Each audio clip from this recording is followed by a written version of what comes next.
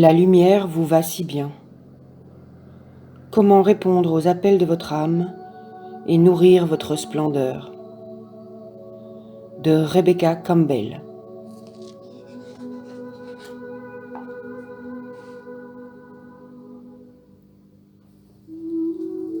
De l'univers à vous, en passant par moi. Écouter, c'est bien. Agir à partir de ce que l'on entend, c'est tout autre chose. Quand je me suis éveillée aux appels de mon âme, il me manquait le courage, la confiance, l'appui interne et les outils pratiques nécessaires. Non pas pour entendre les appels de mon âme, mais pour les laisser vraiment guider ma vie. Il me manquait des éléments. Il me fallait entreprendre un cheminement. J'ai invoqué le soutien de l'univers et des maîtres spirituels. Ce livre est le fruit de ce parcours. Vous pouvez le lire en une seule fois, un chapitre par jour, ou choisir une page au hasard pour y trouver une dose de guidance instantanée. Vous y trouverez des façons d'exercer votre lumière, des mantras et des affirmations. Je les ai créés pour vous aider à entendre les appels de votre âme, mais aussi à les vivre. J'étais bel et bien devant ces pages quand elles ont été écrites, mais je ne peux pas toutes me les attribuer. Elles forment un mélange. C'est à la fois le périple d'une fille, ça c'est moi, des messages de l'univers et des conciles de lumière, des leçons de mes maîtres et les poèmes, prières et paroles d'encouragement dont j'avais le plus grand besoin. Aucun mot n'arrive à représenter la présence magnifique et éclairante qui nous relie tous. Mais pour en donner une approximation, j'ai utilisé les termes source, univers, lumière, Dieu et grâce. Si l'un ou l'autre de ces vocables ne vous inspire pas, échangez-les tout simplement pour celui qui vous convient. J'utilise aussi le terme artisan de lumière. C'est pour moi quelqu'un qui choisit consciemment de répondre à l'appel de l'esprit, de l'âme, de la source ou de la lumière, plutôt qu'à celui de l'ego, de la peur, du contrôle et de l'obscurité. Le seul fait de lire cet ouvrage vous incite à exercer votre lumière. Merci de l'exercer. Je prie pour que vous vous rappeliez l'être magnifique que vous êtes déjà et que vous avez toujours été destiné à être. Je prie pour que vous ne vous sentiez jamais seul, pour que vous trouviez toujours la lumière nichée juste derrière les ombres, ainsi que le courage de mettre en pratique les doux et constants appels de votre âme. Je prie pour que vous trouviez l'inspiration, le courage, la confiance, le soutien intérieur et les outils pratiques nécessaires pour mettre en pratique les appels uniques de votre âme, mais aussi pour les laisser guider votre vie. Je prie pour que vous découvriez le véritable cadeau que vous êtes déjà pour le monde et pour que vous choisissiez de rendre service à ce dernier en étant vous. Le monde n'a pas seulement besoin de lumière, il a besoin de votre unique lumière. Avec tellement d'amour, Rebecca.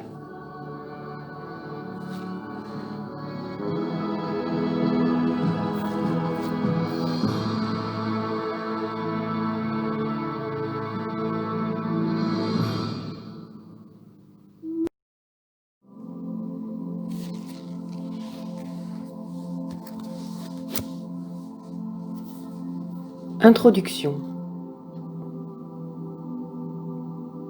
Citation de Margaret Mead.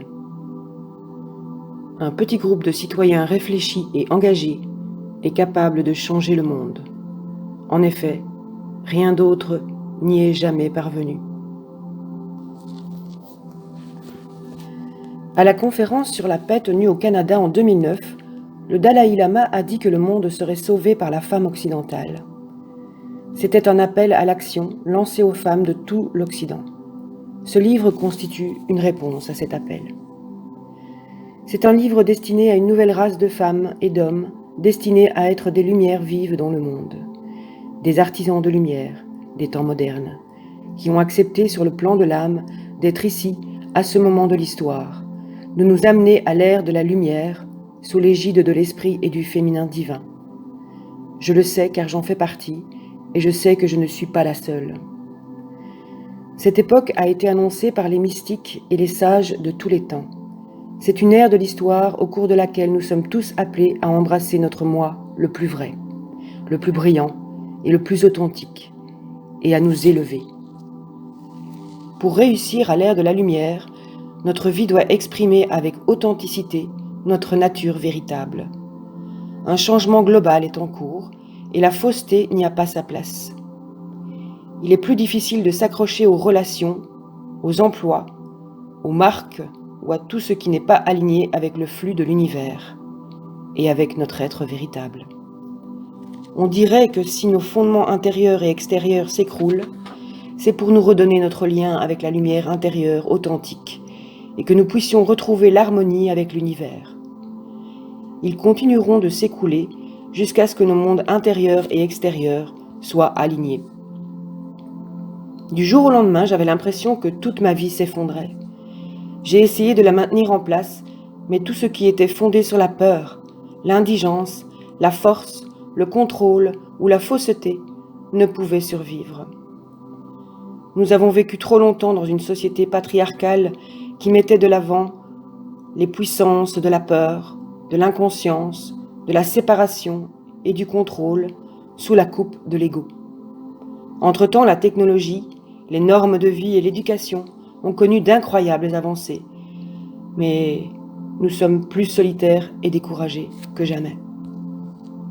Pour s'écarter du patriarcat, il ne s'agit pas de laisser le féminin l'emporter sur le masculin, mais plutôt de chercher un état d'être plus équilibré, dans lequel nous embrassons notre moi authentique et réalisons que nous sommes tous reliés, que nous faisons partie d'un plus grand tout.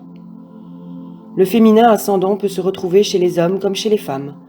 Par conséquent, lorsque j'utilise les mots « elle » ou « sœur », je parle du féminin compatissant, protecteur, intuitif et conscient, qui, rapidement, s'éveille et invite cette part de nous à s'élever. Vu l'état de la planète, nous ne pouvons plus continuer comme auparavant. La Terre-Mère provoque un nouvel éveil de la conscience pour nous permettre de survivre sur cette magnifique planète que nous appelons notre bercail. Un passage de l'agressivité à la compassion, des faits à la vérité, de la peur à l'amour, de la séparation à l'union, du dogme incontesté à la foi, du cerveau gauche au cerveau droit, de la guerre à la paix, de la force à la souplesse, de l'inconscience à la conscience, des processus linéaires incontestés aux solutions latérales. Chacun de nous a en soi une lumière qui voudrait nous ramener au bercail. Notre âme a pour mission de resplendir de cette unique lumière de façon singulière. Ce faisant, nous déclenchons quelque chose chez les autres et les inspirons à faire de même. Nous sommes tous présentement appelés à aligner notre vie et à répondre aux aspirations profondes de notre âme. Dès lors, nous pouvons passer à un nouveau stade de l'histoire terrestre. À notre époque, les énergies masculines et féminines oscillent et retrouvent l'équilibre, et nous reconnaissons l'interrelation de tous les êtres vivants. À mesure que chacun de nous s'anime, nous déclencherons sans effort quelque chose chez un autre, et nous grandirons ensemble. Je crois que nous pouvons changer le monde, une personne à la fois, dans la conscience et l'authenticité. Et je crois que vous êtes venus ouvrir la voie. Relève-toi, ma sœur.